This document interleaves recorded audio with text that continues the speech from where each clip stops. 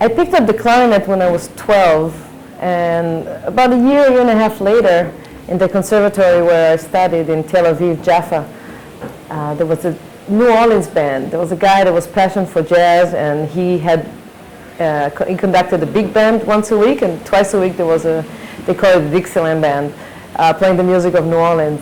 And since I could kind of read music already and I could play the instrument, I joined this band, and that was my introduction to jazz for real.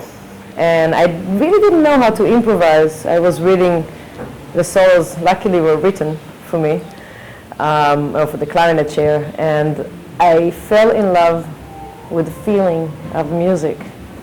So that was back in Israel, and the music of New Orleans has the joy of jazz, the bounciness of swing, the interactive playing, the constant improvisation, counter lines.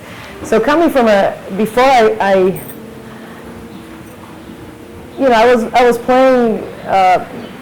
was playing classical music at the same time. So some people think it's a conflict, but luckily nobody told me it's a conflict, so I was just doing both. But I always found that classical music and chamber music, the way people play in an ensemble, and the way people play jazz, and especially in an interactive way, when you have to feel each other's breath and solos and tension and release and be inside the music, it's all the same. It's music. So I fell in love with the feeling of swing, and I think coming from the classical music background, I try to put an emphasis on this ensemble playing.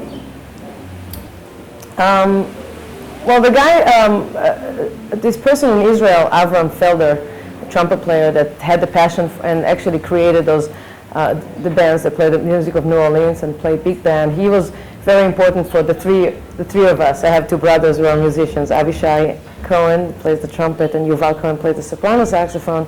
And the three of us went to those ensembles, and we played in that conservatory. So that gave us the whole living in jazz, have the vibe of playing with other people, the joy of sharing improvisation and swing. But later on, I met this incredible person called Arnie Lawrence. And Arnie he came to Israel, he brought such a different vibe. It was so spiritual, it was so honest.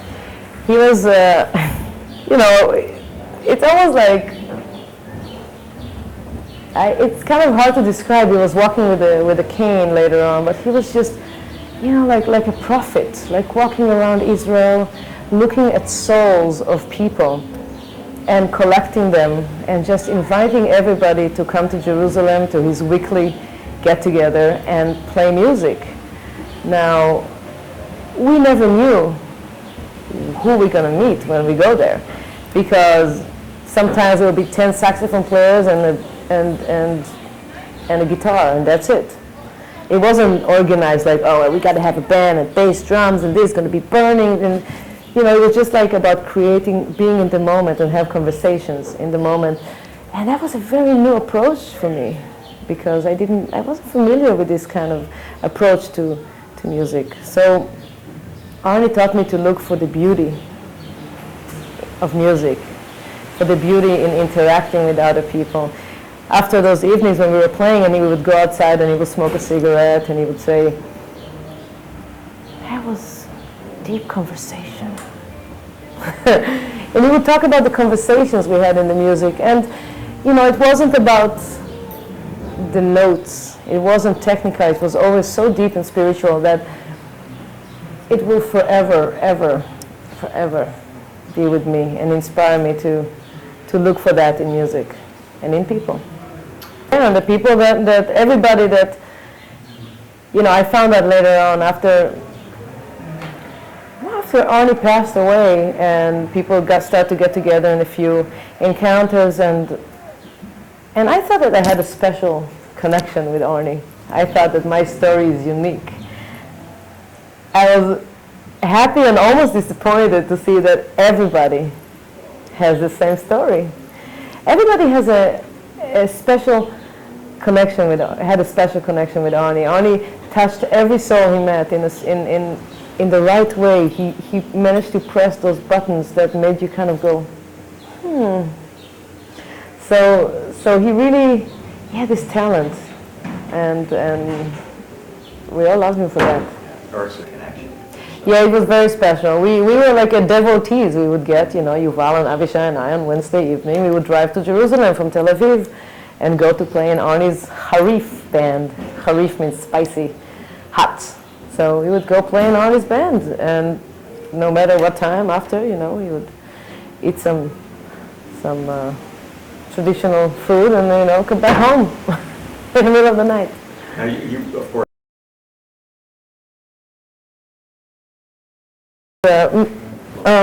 Back then I was mainly a saxophone player, tenor saxophone player. Clarinet was not really part of my, I wasn't taking it anywhere. It was kept nicely in the closet. Or it would be, I used it mainly as a doubling instrument in big bands, because I've always played in big bands since I started to play jazz. So I've been playing in big bands from that conservatory to some private big bands we managed to start on our own, to the school big band, to, and when I was a student at Berkeley, I was always part of big bands and the Diva Jazz Orchestra. So I've always kept the tradition of big band, and the clarinet for many years was just a doubling instrument. When I got to New York, I wasn't sure what kind of music. I loved a lot of different things, and I wasn't sure what kind of music I wanted to do mainly. And I started to walk around between the Latin jazz scene and the Brazilian scene and the cats at smalls and bebop, and started playing Colombian folkloric music and started to playing Argentinian music. At the beginning it was all very overwhelming, and I said, well, I want to play this music, but I want to play this music and this, and it all was separated, and then I had to pause for a second and said, you know what?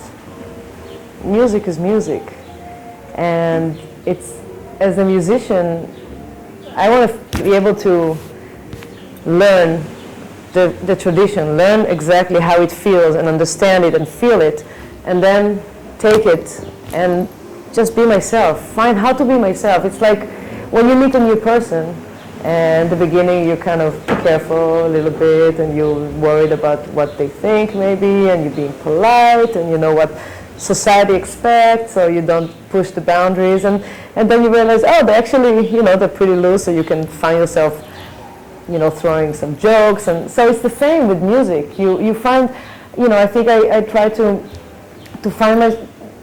find how to be comfortable in different situations with respect to the tradition, and then bring what I can bring from all the influences that I have, and not to offend anybody, but I like to go in and out of situations and try to make something.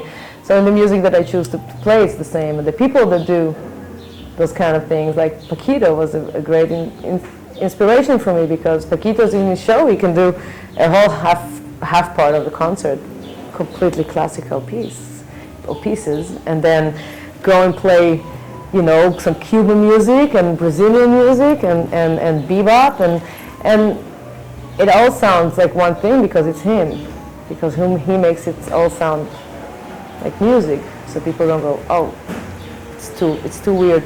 So I think today it's easier to find musicians that can do a lot of different things. People don't specialize in just one thing. A lot of musicians are very open-minded, and you just get to have fun.